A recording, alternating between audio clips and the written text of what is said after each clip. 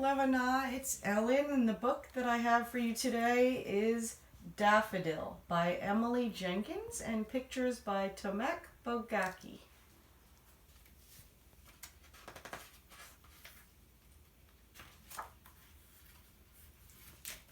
Daffodil had two sisters, and they, all three, looked alike.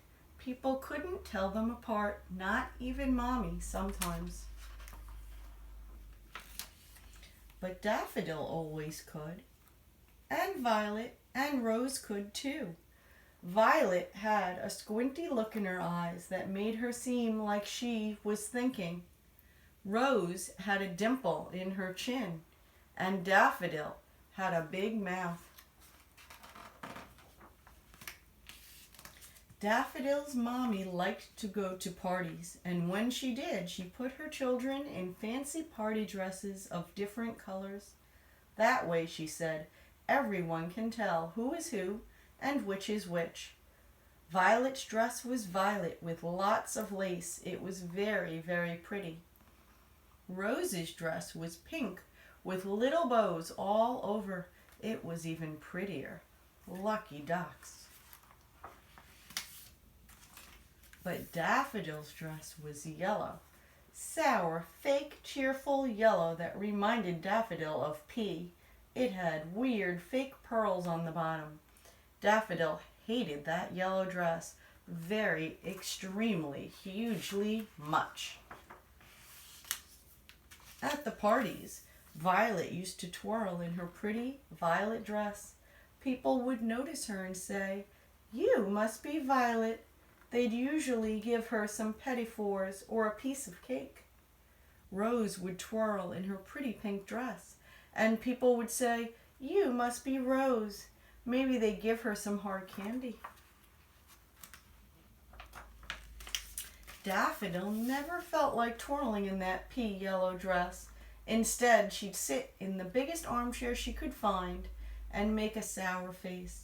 Then people would come over and say in fake, cheerful voices, "Let me see, you must be Sunflower, or is it Forsythia, or how about Marigold? Buttercup? Mustard? Goldenrod? Black-eyed Susan? Maybe she's Dandelion, or the Yellow Rose of Texas."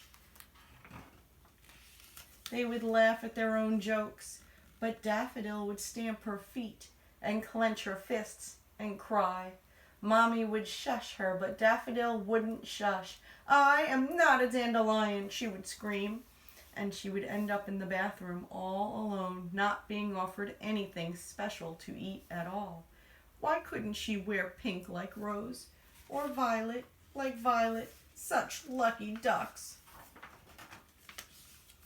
One day when they were all getting ready for a party, enough was enough. Very, extremely, hugely much enough.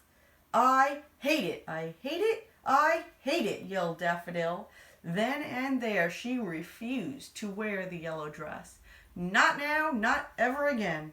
Mommy looked confused. Rose looked surprised. But that lucky duck Violet burst into tears. "Why can't I wear yellow like Daffodil?" she cried. "Or pink like Rose? They always get the pretty colors." "You can have it then," yelled Rose all of a sudden, throwing her dress on the floor. "I don't want it. I hate pink. In fact, I hate it very, extremely, hugely much." Mommy said she was sorry, and from that day on, Violet, Rose, and Daffodil traded dresses whenever they felt like it.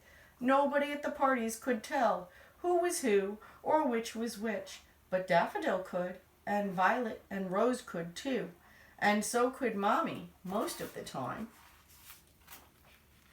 One day, not long after, they grew out of those dresses. Mommy let them choose new party clothes in any colors they wanted. Violet picked black with a pleated skirt. Rose picked plaid with a velvet sash. And Daffodil, she got cherry red pants with a matching jacket. They all felt very lucky ducky indeed.